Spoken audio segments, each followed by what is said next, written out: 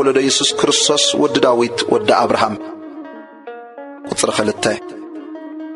أبراهام نيساق ولده يساق نياقوب ولده يعقوب نيهودا نحواتن ولده يهودا خا كبت إمار نفارسن نزاران ولده فارس نإسروم ولده إسروم نأرام ولده أرام نأميناداب ولده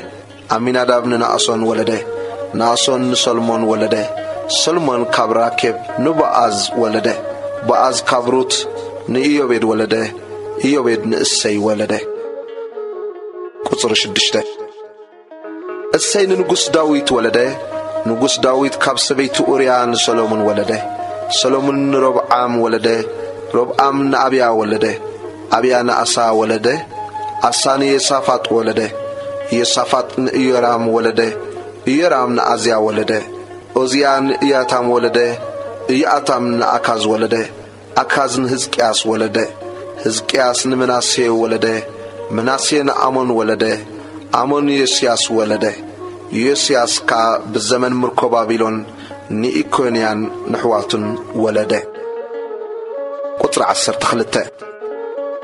دحر مركو بابيلون دما إيكونيا نسلاتيل ولده سلاتيل نزربابيل ولده زربابيل أبيود ولده أبيود نإلياكم ولده إلياكم نأزار ولده أزار نصادق ولده صادق نأكيم ولده أكيم نإليود ولده إليود نالأزار ولده الأزار نماتان ولده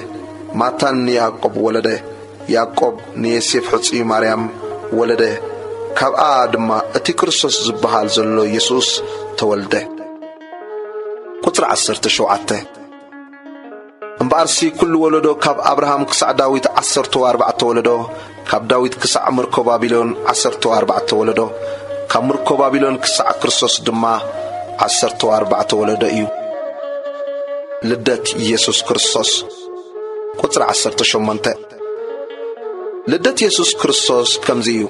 أديو مريم نيسيف تحت أكلا كي ترخبوا بمنفس قدس تنسا ترخبت يسيف حصيات صادق سبعي نبر أمه بحبوك حدقا حسب انبر كدلت صايفتون نسو إذك حسب كله إنه ملأخ زي أبيهر بحلم ترأيه كم زيلو يسيف ود داويد تحت إتخا مريم تنسا تزلا كمنفس قدس إيو أمه نموسى دا أي تفرح ودك تولد يا نسخان هزبو كاب حتى كدحنم إيمو سمو يسوع كسميخا إذا كله أتيجزي أبيهر بنبي تزاربك كفتم كونه كم زبل إنه دنقل كتأنس ودون كتولد يا سموخا أماني الكبل وإيوم ترجمو أملاخ مسانا إيو يسيف كابدك أسو تنسيو ملاخ زي أبيهر كم زازو قبره نماريام حسيت وصدا بخور ودا كساعة تولد كا أي فلت آن سمو دما يسوس سميو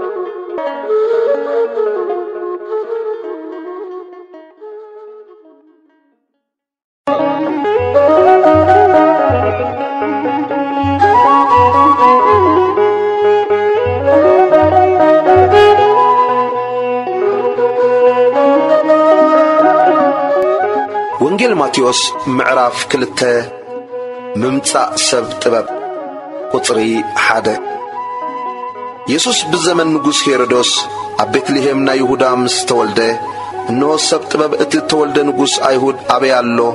كخبو أب مبراق رئينا أمو كنسجدلو متئنا نابلو كم مبراق نبي يرسالم متو نغوس هيرودوس سمعو سنبده كل يرسالمون مسؤو نسودما نخلهم لك أنت كهنة صحفتني حزبن أكيبو كريستوس أبي زولد إلو حتتم نساتهم كا أتبيت لهم مدري يهودا نهزب إسرائيل زحلو الشم كابخ خوات إي أمو كاب شما منت يهودا كتو آيتن إسن إخي صحف إي أمو أبيت لهم نا يهودا إي بلو دحرزي هيرودوس نسطبب بحبو تصوعم كاباتاتهم دما زمن تترأيان كخوب أتصبقو ترده نبيت لهم دما صددهم كيدكم بزعبات هتصانا رجزكم مرمرو مسرخكم وأنا خا متيك سجدلو أفلطن بلو نساتهم كام نغوس سميعم كدو إنه أتي أب مبرع زرعيو كخب أب العلتا أتي هتصان زلو أبوتا متي دو كسع زبل مرحم نتي كخب مسرعيو أزي بزح حقوس تحقوسو نبيت آتيوم نتهتصان مسماريام أديو رأيو ፍግም ኢሎም ድማ ሰገድሉ ሳጽኖም ከፊቶም ከዓ ወርቅን ዕጣንን ከርበን ገጸ በረኸት ሃብዎ ናብ ሄሮድስ ከይምለሱ ብሕልሚ ምስ ተረኣዮም ድማ ብኻልእ መገዲ ናብ ሃገሮም ተመልሱ ቁጽሪ 13 ንሳቶም ምስ ሓለፉ እንሆ መልአክ እግዚኣብሔር ንዮሴፍ ብሕልሚ ተራእዮ ሄሮድስ ነቲ ህፃን ክቐትሎ ይደሊ ኣሎ እሞ ተንስእ ነቲ ህፃንን ነዲዩን ሒዝካ ናብ ግብፂ ህደም ክሳዕ ዝነግረካ ከዓ ኣብኣ ጽናሕ በሎ ተንስኡ ነቲ ህፃንን ነዲዩን ሒዙ ብለይቲ ናብ ግብፂ ከደ እቲ እግዚኣብሔር ብነቢይ ንወደይ ካብ ግብፂ ዝጸዋዕክዎ ዝበሎ ምእንቲ ክፍጸም ድማ ሄሮድስ ክሳዕ ዝመውት ኣብኣ ጽንሐ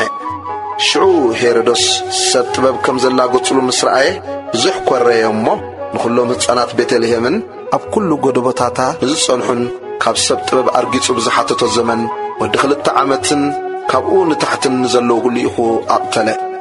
ሽዑ እቲ ብነቢ ኤርምያስ ኣብራማ ድምፂ ተሰምዐ ዋይ ዋይታን ብዙሕ ብኽያትን ራሔል ስለ ደቃ በኸየት ተወዲኦም እዮም እሞ ምድባስ ኣቤት እተባሃለ ተፈጸመ ቁጽሪ 19 ሄሮድስ ምስ ሞተ እንሆ ኣብ ግብፂ መልአክ እግዚኣብሔር ንዮሴፍ ብሕልሚ ተራእዮ እቶም ህይወት እዚ ህፃን ዝደልዩ ሞይቶም እዮም እሞ ተንስእ ነዚ ህፃንን ነዲዩን ሒዝካ ናብ ምድሪ እስራኤል ኪድ በሎ ንሱ ድማ ተንስኡ ነቲ ህፃንን ነዲዩን ሒዙ ናብ ምድሪ እስራኤል መጸ ኣርኬላዎስ ኣብ ክንዲ ኣቦኡ ሄሮድስ ከም ዝነገሰ ሰሚዑ ግና ናብኡ ምኻድ ፈርሄ ብሕልሚ ምስ ተገልጸሉ ድማ ናብ ምድሪ ገሊላ ከደ እቲ ብነቢያት ናዝሬታዊ ክበሃል እተባሃለ ምእንቲ ክፍጸም ናዝሬት ናብ እትበሃል ዓዲ መጺኡ ተቐመጠ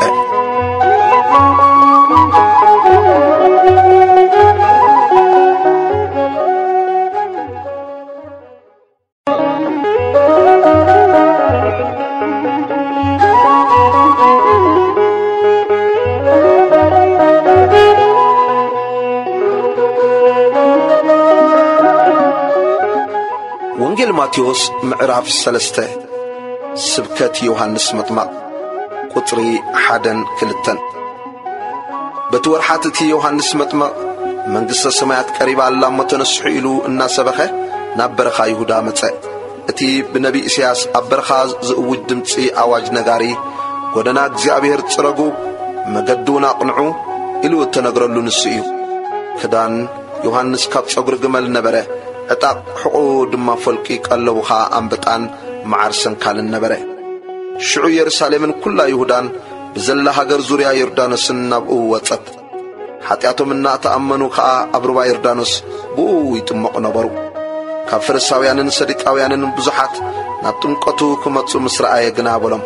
ኣቱም ውሉዳት ማን ካብቲ ዝመጽእ ቁጥዓ ከም እትመልኩኸ መን ሓበረልኩም እምበኣርስከ ንንስሓ ዝበቅዕ ፍረ ግበሩ ብልብኹም ኣብርሃም ኣቦ ኣለና ከም እትብሉ ኣይምሰልኩም ንኣብርሃም ሲ ካብ ዝኣእማን እዚ ውሉድ ከተንስኣሉ ንኣምላኽ ከም ዝከኣሎ እብለኩም ኣለኹ ካብ ብሕጂ እኳ ማሕፀን ኣብቲ ጉንዲ ኦም ተነቢሩ ኣሎ እምበኣርሲ ጽቡቕ ፍረ ዘይፈሪ ዘበለ ኩሉ ኦም ይቑረጽ ናብ ሓዊ ድማ ይድርበ ኣነስ ንንስሓ ብማይ እጥምቐኩም ኣለኹ እቲ ድሕረይ ዝመጽእ ግና ካባይ ይሕይል እዩ ኣነስ ኣስኣኑ ክጸውር እኳ ኣይበቅዕን ንሱ ብመንፈስ ቅዱስን ብሓውን ከጥምቐኩም እዩ ዓውዱ ዘጽርየሉ መስአ ኣብ ኢዱ ኣለዎ ስርናዮ ኣብ ቆፍኡ ይእክብ ነቲ ሓሰር ግና ብዘይጠፍእ ሓዊ ከንድዶ እዩ ጥምቀት ኢየሱስ ቁጥሪ 13 ሽዑ ኢየሱስ ብዮሐንስ ክጥመቕ ካብ ገሊላ ናብ ዮርዳኖስ መጸ ዮሐንስ ግና ንኣይ ብኣኻ ምጥማቕ የድልየኒ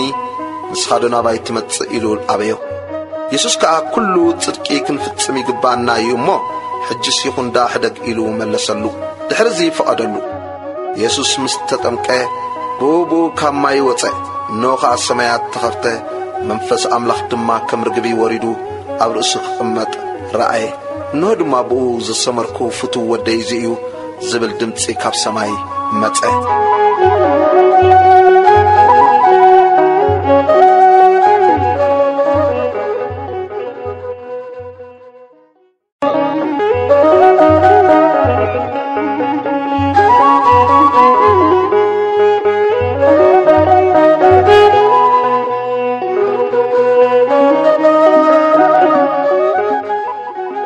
ወንጌል ማቴዎስ ምዕራፍ 4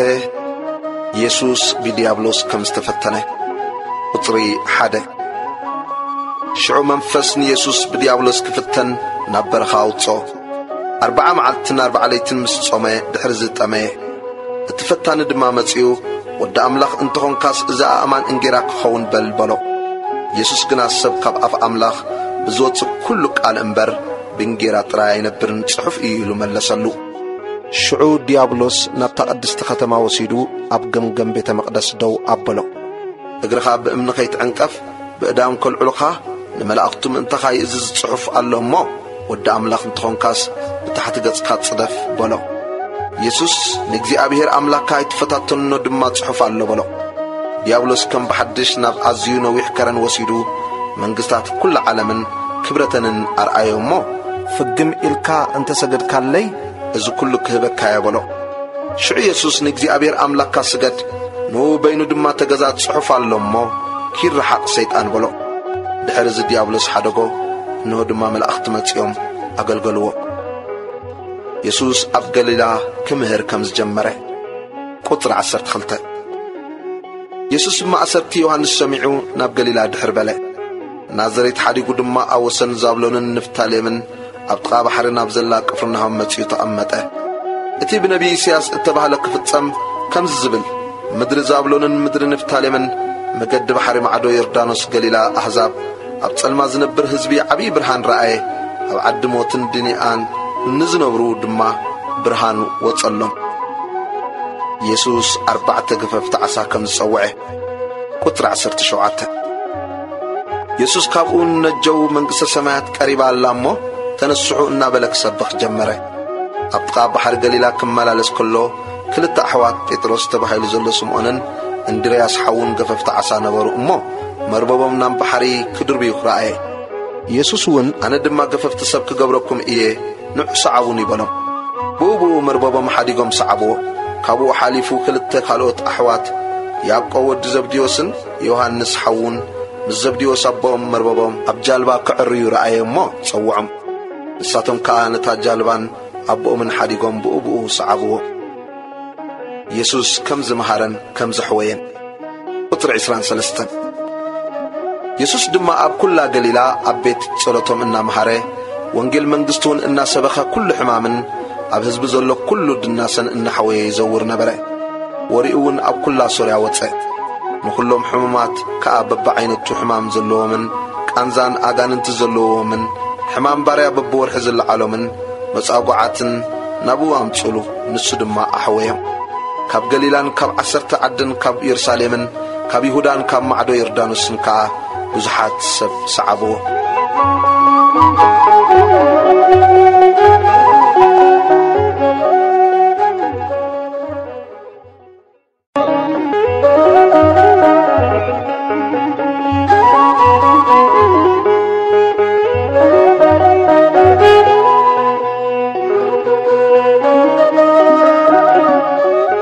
ወንጌል ማቴዎስ ምዕራፍ 5 ኢየሱስ ትምህርተ ብጽዕና ከም ዝመሃረ ቁጥሪ 1 ብዙሕ ህዝቢ ምስ ረአየ ናብ ከረን ደየበ ምስ ተቐመጠ ኸዓ ደቂ መዛሙርቱ ናብኡ ቐረቡ ኣፉ ከፈተ ከም ዝናበለ ድማ መሃሮም ብመንፈስ ድኻታት መንግሥተ ሰማያት ናቶም እያ እሞ ብፁዓን እዮም ዝጉህዩ ምጽንናዕ ክረኽቡ እዮም እሞ ብፁዓን እዮም ዓቃላት ንምድሪ ክወርስዋ እዮም እሞ ብፁዓን እዮም ጽድቂ ዝጠምዩን ዝጸምኡን ክጸግቡ እዮም እሞ ብፁዓን እዮም መሓርቲ ምሕረት ክረኽቡ እዮም እሞ ብፁዓን እዮም ጽሩያት ልቢ ንኣምላኽ ክርእይዎ እዮም እሞ ብፁዓን እዮም ገበርቲ ሰላም ውልድ ኣምላኽ ክበሃሉ እዮም እሞ ብፁዓን እዮም ምንቲ ጽድቂ ዝስደዱ መንግሥተ ሰማያት ናቶም እያ እሞ ብፁዓን እዮም እንተ ጸረፍኹምን እንተ ሰጎግኹምን ምእንታይ ድማ ክፉእ ዘበለ ብሓሶት እንተ ተዛርብልኩምን ብፁዓን ኢኹም ከምኡ ኸዓ ቅድሜኹም ንዝነበሩ ነቢያት ሰጊጎምዎም እዮም እሞ ኣብ ሰማያት ዓስብኹም ብዙሕ ስለ ዝኾነ ተሓጐሱ ባህውን ይበልኩም ምስላ ጨውን ብርሃንን ቁጥሪ 13 ንስኻትኩም ጨው ምድሪ ኢኹም ጨው መቐረቱ እንተኸደኸ ብምንታይ ይምቅር ብሰብ ክርገጽ ምግዳም ምድር ባዮ እንተዘይኮይኑ እምበር ዝጠቅም የብሉን ንስኻትኩም ብርሃን ዓለም ኢኹም ኣብ ከረን ዘላ ከተማ ክትክወላ ይከኣላን እዩ መብራህቲ ኣብ ቤት ንዘሎ ኩሉ ከብርህ ኣብ ቋሚ ቀንዴል ክሰቕልዎ እምበር ኣብ ትሕቲ ከፈር ከንብርዎ ኣየብርሁን እዮም ከምኡ ኸዓ ነቲ ጽቡቕ ግብርኹም ርኦም ኣብ ሰማያት ንዘሎ ኣቦኹም ምእንቲ ከመስግንዎ ብርሃንኩም ኣብ ቅድሚ ሰብ ይብራህ። ብዛዕባ ሕጊ ሙሴ ቁጽሪ 17 ንሕጊ ኮነ ወይስ ንነቢያት ክፍጽሞም እምበር ክስዕሮም ዝመጻኹ ኣይምሰልኩም። ሰማይን ምድርን ክሳዕ ዝሓልፍ ኩሉ ክሳዕ ዝፍጸም ካብ ሕጊስ የውጣ ወይስ ሓንቲ ሕንጣጥ ከም ዘይተሓልፍ ብሓቂ እብለኩም ኣለኹ። እምበኣርሲ ካብ ዘናእሽቱ ትእዛዛት ሓንቲ ዝሰዓረ ከምኡውን ንሰብ ዝመሃረ ኣብ መንግሥተ ሰማያት ንእሽቶ ክበሃል እዩ። እናገበረ ዝምህር ግና ንሱ ኣብ መንግሥተ ሰማያት ዓብዪ ክበሃል እዩ። ጽድቅኹም ካብ ጽድቂ ጸሓፍትን ፈሪሳውያንን ኣዝዩ እንተዘይበዝሐ ናብ መንግሥተ ሰማያት ከቶ ኣይተኣትውን ኢኹም ኢለ እነግረኩም ኣለኹ። ቁጽሪ 21 ነቶም ቀዳሞት እቲ ዝቐተለ ክፍረዶ እዩ እሞ ኣይትቕተል ከም እተባህለሎም ሰሚዕኹም ኣለኹም። ኣነ ግና ንሓዉ ዝቕጥዖ ዘበለ ኩሉ ክፍረዶ እዩ። ንሓዉ ኣታ ተኸዳን ጨርቂ ዝብሎ ድማ ኣብ መጋበያ ክፍረዶ፣ ኣታ ዓሻ ዝብለውን ንገሃንም ሓዊ ክፍረዶ እዩ እብለኩም ኣለኹ። እምበኣርከ መባእኻ ናብ መስዊኢ እንተ ኣምጻኻ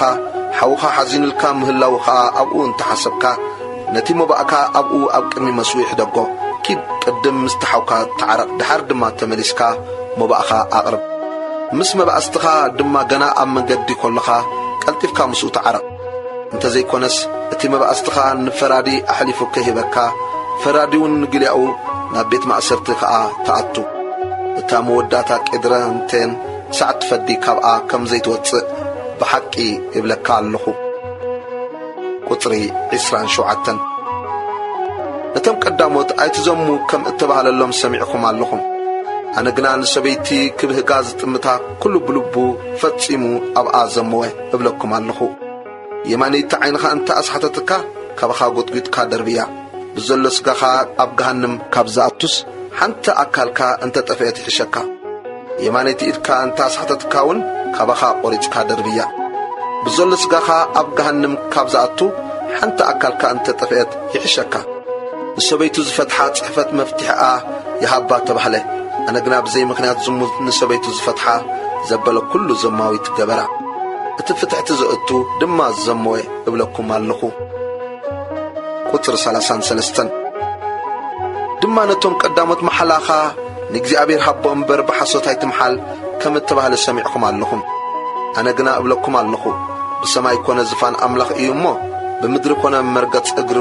እያ እሞ ብየሩሳሌም ኮነ ከተማ ተዓቢይ ንጉሥ እያ እሞ ከቶ ኣይትምሓሉ።